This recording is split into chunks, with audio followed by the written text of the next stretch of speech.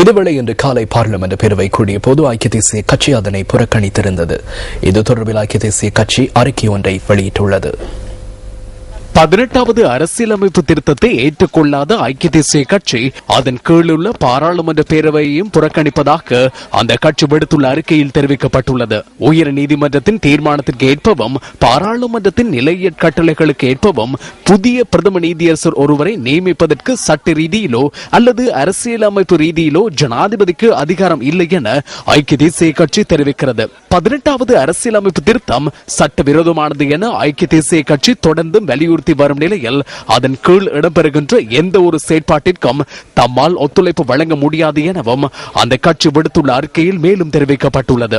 நீதிமன்றத்தின் சுயாதீன தன்மையை பாதுகாப்பதற்காக இலங்கை சட்டத்தரணிகள் சங்கமும் நீதிபதிகள் சங்கமும் எடுக்கும் எந்த ஒரு தீர்மானத்திற்கும் தமது பூரண ஒத்துழைப்பை வழங்குவதற்கு தயாராக இருப்பதாக ஐக்கிய தேசிய கட்சி சுட்டிக்காட்டியுள்ளது.